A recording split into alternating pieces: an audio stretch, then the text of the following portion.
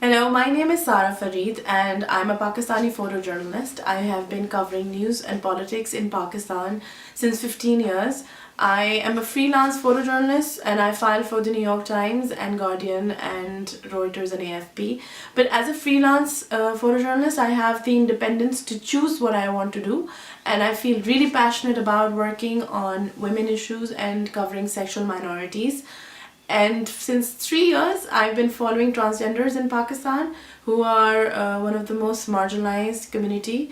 They practically live on the streets and are very poor. They're forced to beg or do sexual work and dance at parties, which lands them into a lot of trouble sometimes. They're beaten up by men, they're assaulted, they are even killed.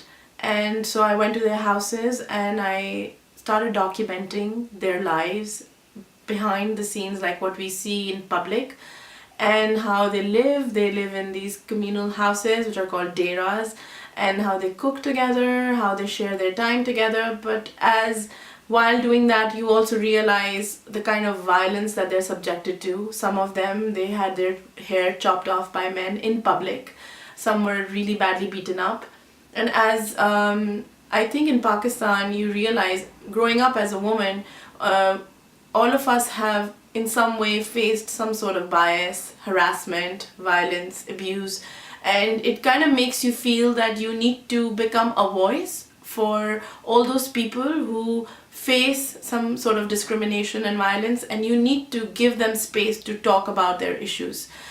And along with this, recently I covered Hindu girls in Pakistan, which is a religious minority, and these girls are forcibly abducted from their homes or the fields where they work, and they are raped and they are converted to Islam, and they never get to see their families again. And I met these mothers. I documented this mom who had not seen her daughter in 3 years, and her sister, this girl's sister, has gone completely mute because she's so afraid. She doesn't want to step out of the house.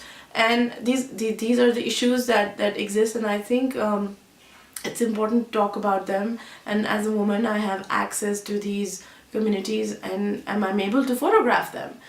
Pakistan is one country which is very patriarchal and male dominated, and my profession is also very male dominated. I go to a lot of press conferences or news events, and I end up being the only woman with a camera. It's like a big boys club out there, and you feel alone. To be honest, you feel like you're being cornered. You don't have support, you don't have the moral support, you don't have the physical support. You cannot enter that boys club because there's a lot of sexism that exists in this industry. Even in newsrooms, by editors, you face character assassination and a lot of other multiple issues. So you have to be strong. Everybody tells you to be strong, and to make it work for yourself somehow. And in that time, you feel the need to have someone by your side. You find support because you must carry on and you must do your work. So you find friends, you find support in your partners and your family. But in the profession, it's important to know other women journalists, because it kind of makes you feel that, and understand how to deal with it. And I remember one day Kiran Nazish called me, who's a friend from Pakistan, and we started talking about issues.